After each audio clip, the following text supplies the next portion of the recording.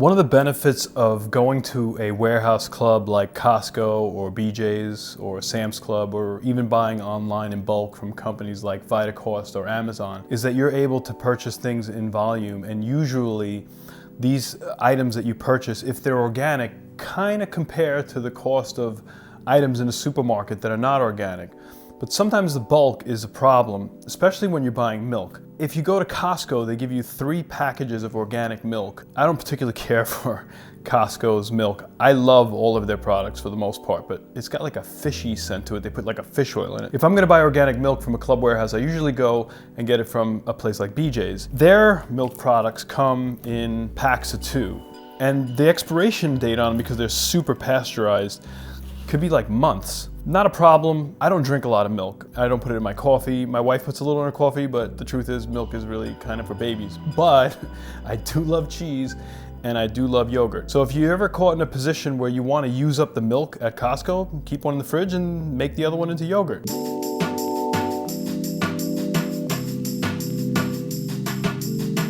I don't like to make yogurt from this kind of milk. If you're on the North Fork of Long Island, there's a little farm called, all right, so I get this wrong every time. Most people think it's Tyloid, but it's Welsh, so it's actually Tickaloid or something like that. But I get my milk raw and unpasteurized. That's controversial. I know a lot of people have an issue with that because of possible bacteria contamination, but she's a New York State certified organic farmer that's allowed to sell this milk. If you have one in your area, I highly recommend you make the yogurt out of this because it's really, really fresh and it's loaded with healthy probiotics and bacteria in it. Which brings me to the main point that if you're gonna make yogurt, you have to be super, super careful because you want the good bacteria to multiply, the acidophilus and all the great stuff that's in yogurt, but you don't want bad bacteria in there too. There's no way of deciphering between the two. Yogurt, when it's being made, will generate bacteria. Everything kind of has to be sterile. I'm gonna use the raw organic milk and I'm gonna use the pasteurized milk. And I'm gonna show you 2 ways that you can make it. The initial setup is a pain in the neck. So on the PETA scale, I'm gonna say the first time you make yogurt, it'll probably be a 7 out of 10. Thereafter, it'll probably be like a 5 out of 10 and then a 4 out of 10. We make it every week. Whenever you're making yogurt, you have to sterilize whatever you anticipate you're gonna use. Spoons, spatulas, whisks. And usually the way you do that, you boil everything out. That could be time consuming and difficult to do. So the second way that you can do it is if you wipe everything down with rubbing alcohol or isopropyl alcohol and let it evaporate, it should kill any bacteria that may be present inside of you on the utensils.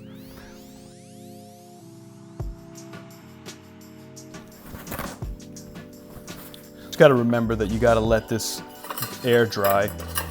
And this really evaporates super fast, so you don't need to be too concerned about how long it's gonna take. I would say if you let it air dry for 5 minutes, you're all set. So how do you make yogurt? It's really pretty simple. You bring the milk to 180 degrees Fahrenheit, and then you let it cool down to 110 degrees, and then you add a starter or yogurt. I just use yogurt.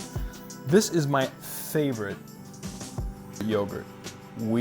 It's by Yoplait. It's so creamy and delicious.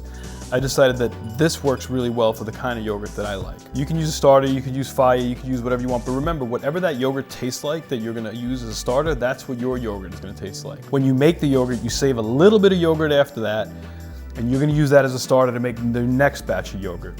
There's different styles of yogurt. There's a creamy yogurt, there's a thick yogurt, like a Dannon, which is kind of runny. So you have to determine what style of yogurt that you like. And if you like a thicker yogurt, there's 2 ways to do it. You have to strain the yogurt, and that gives you a really thick, like a Greek style yogurt. Another way that you can do it is you can add a little bit of a good quality gelatin. 1 tablespoon to a half gallon of milk. If you're just gonna use your yogurt plain and you're not gonna add anything to it, maybe some blueberries, you're not gonna put sugar, you're not gonna put any syrup or honey in it, you might taste the gelatin. It will repeat on you. If it's subtle, but it's there.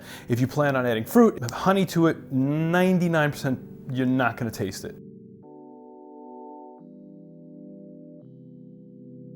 You don't want to have to add anything like any gelatin to your yogurt, and you want a thick yogurt, then you'll have to strain it. The yogurt that I'm going to make with the raw milk, I'm going to strain, and the yogurt that I'm going to make with the organic milk from BJ's, I am going to use the gelatin with. So this is really as easy as it gets. At this point, all I'm doing is boiling the milk and bringing it up to 180 degrees. And that's gonna happen kind of fast.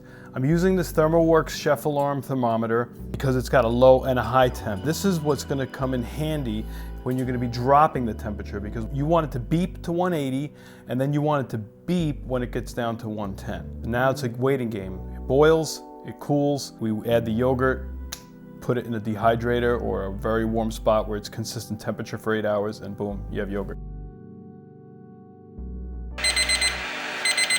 Our first yogurt has come to temp. It's at 110. We take our room temperature starter yogurt, we put it in our sterilized small bowl here, and I'm gonna just add a little bit of warm milk to it, trying not to use too many utensils. It makes it more difficult to keep track of what's been clean and what hasn't been. And I'm just whisking it into the warm milk. This is the pasteurized milk that I'm using from BJ's. It came to temperature first because it was half the batch of the yogurt that I got from the farm, which was unpasteurized. So now I'm gonna just scoop it into my mix here and whisk it all together. Now I have in the other room a dehydrator that I have set to 110 degrees. If your oven has a warm setting, put your thermometer in there. Make sure that the temperature is 110. If it can't go below 110, don't use it. If you have a crock pot that has a temperature that can go to 110, or food warmer, if not, what you could do is you can get an insulated cooler, and the first time around you're gonna have to put some water in there, put a probe and thermometer in there, seal it tight, and just monitor over 8 hours how quickly the temperature drops. If it drops only a couple of degrees, you're golden. You could even put a cup of hot water in there, say a cup of water that's at 130 degrees in that cooler, and that will keep the temperature fairly regulated. I've watched YouTube videos where guys take styrofoam and they build these really thick coolers, and those work fine. If you don't want to go out and buy a dehydrator, I just like the dehydrator because I can keep it at 110. All right, I know it's inevitable, but someone is gonna get upset at me for not showing the dehydrator, so here we go. Show you my dehydrator. I use an Excalibur. I'm not terribly fond of the brand. I've wound up changing the thermostat on this thing a bunch of times, but I got my probe here. It's at 117. It kind of drops goes down to about 110. I'm gonna drop the temperature on it just a little. It's really sensitive. Just want to kind of keep it at 110. You'll see. There's the one batch of yogurt in there, and I'm waiting for the other yogurt to cool down to 110 so I could also add it to my dehydrator. So the second batch of yogurt that we're making here today, the batch that includes the raw milk, we're ready to add the yogurt starter to it.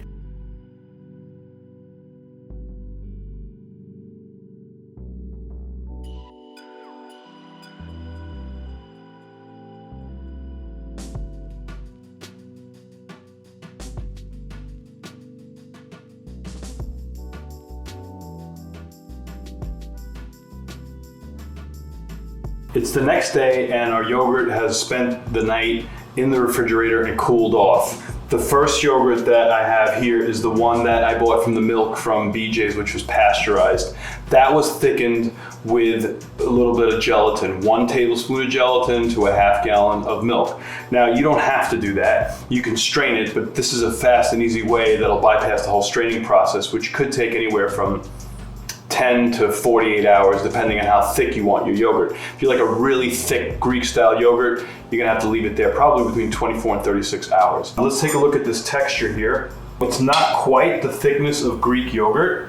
The gelatin did a pretty good job of keeping it from being all runny. If this yogurt didn't have the gelatin in it, it would be a lot soupier than this. Give it a taste. It's just delicious. Add some blueberries to this. It's absolutely delicious. This is the strained yogurt. I purchased these ginormous coffee filters. It's absolutely hysterical.